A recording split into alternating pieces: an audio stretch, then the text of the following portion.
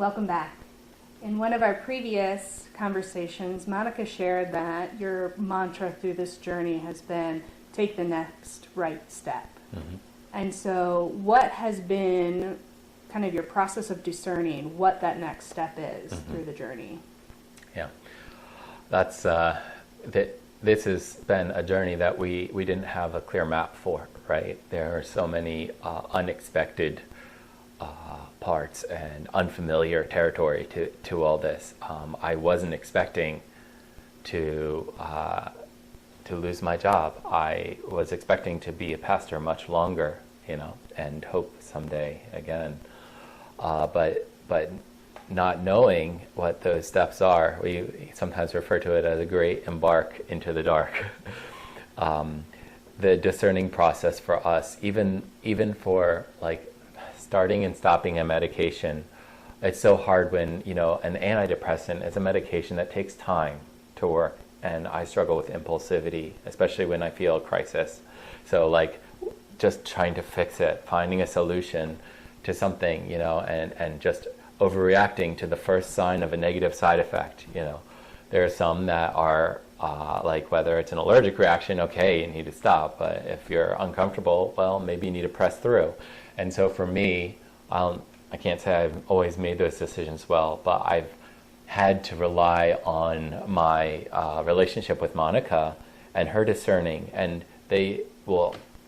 psychiatrists will tell you that sometimes your spouse notices your improvement before you do, and so her input is just as valuable, if not more so, than my own personal experience in knowing whether this is a step forward or not, what that next right thing is for us. And so starting and stopping a medication, really needing to say, we are deciding this together. Also, I'm not the doctor, and it's all I can do is give feedback and say, this is how I'm experiencing it, but sometimes that's normal, sometimes it's not. The problem with Google is that we can help make ourselves feel like we're experts on something when we're reading information that may not be well supported or well documented, or at least accurate from a very narrow margin of perspective. So for us, of course, thinking about Proverbs 3:6, where it says, in all your ways acknowledge him and he will direct your path. Last week when we had invited some members from our church to come and pray with us, to have a time of discerning together, what we did is we said, listen, we trust you at a personal level because you've journeyed with us this past year and you know these things. So please don't feel like you're asking too personal a question. We need to talk about what's the next step for us as we think about jobs, as we think about finances, and even as I'm thinking about medication. Because after this treatment, I did see some progress, some recovery happening, but not at a place where I'm content to just stay where things are at, because I have to live with the results of wherever we're at. And I know I have to be an advocate for myself to say, this isn't wellness, because when I'm well, I know that I'm creative, I'm more supportive of others, I'm more productive with my time. I know what wellness looks like, and so I also realize that there are some places that isn't where I'm at yet. So anyway, having to talk to my doctor after finishing this TMS treatment, I had something called a gene test done. And they take your DNA, and in different categories, they'll tell you, here's what medications you might not benefit from, and here are some that would. And so after getting that done, we narrowed down a lot of the ones that I already tried and didn't work, and maybe I could have saved myself some time. But then bringing that to my psychiatrist and saying, well, now let's look at, with a more narrow range, maybe here are some possibilities. So I'm trying another medication even right now. And I delayed taking it today just so that I could have more clarity for this interview, just because of some of the side effects. But making those decisions for me, it's not assuming that I know all the answers, but still having to be a self-advocate, So talking to people who are qualified in offering medical advice, And then, of course, inviting a discerning team along with us to support us in making difficult decisions. And so some of those, I left that meeting afterwards feeling like we're on the path. This is the path. What we thought was a detour is really the main street here. God is calling us through this journey, and we hope it's a journey that can bring hope and healing to others. The hope and healing that we're having to find for ourselves in Christ. A verse that comes to my mind is from Psalm 84, verse 6, where it says, as you pass through the valley of Baca, they will make it a place of springs. The autumn rains will come and fill it with pools.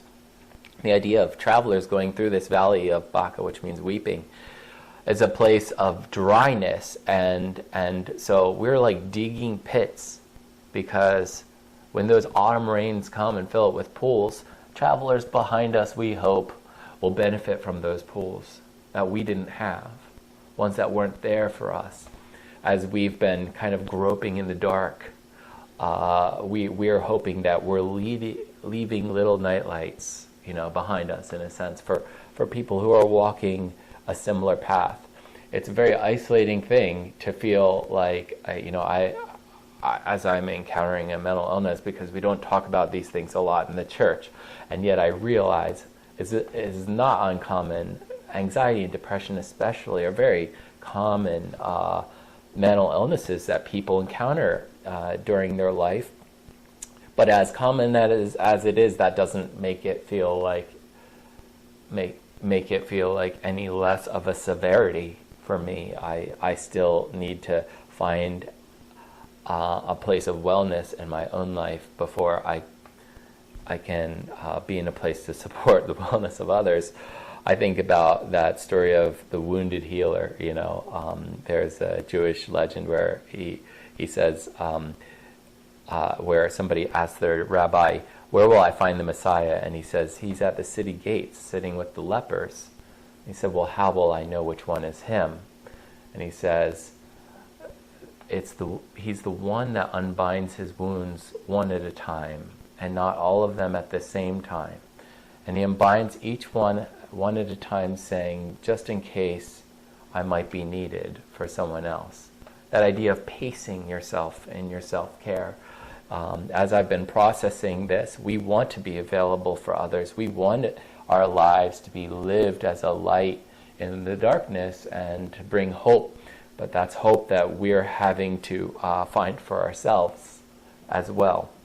So binding up our wounds one at a time, pacing this journey of recovery and wellness for us has been that discerning process. The other thing that comes to mind is that they say that if you tell me where a person's wound is, that's also where their genius lies.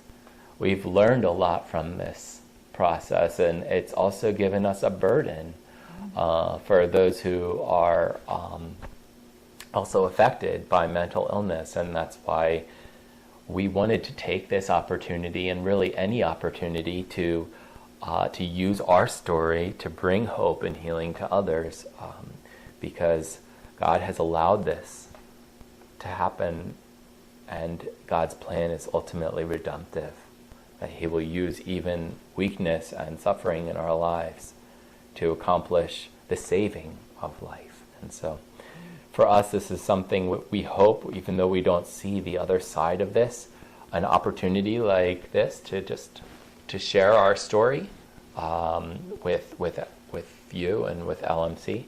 And also we went through a training. We were invited to a training to be facilitators for something called WRAP. It stands for Wellness Recovery Action Planning. And when we were invited to do that training, we were like, yes,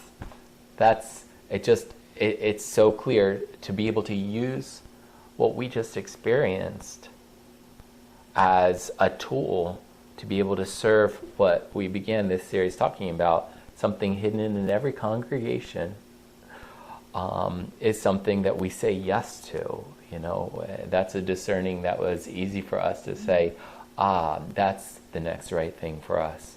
To take that training opportunity and hopefully to use our story And some of the insights that we gained, in becoming experts on our own areas of weakness, and suffering, to use those as points of connection with others, and points where we hope that the gospel of God's grace and its sufficiency to each day, can be something that not only do we cling to for our own needs, but we can use to bring hope. In that, how do you think about that discerning process? Yeah, I mean, I think it's, like you said, just taking one step at a time, and seeking a counsel from others, and seeking to be unified in our decisions, and not making decisions if we aren't unified. And just trusting that this is the path.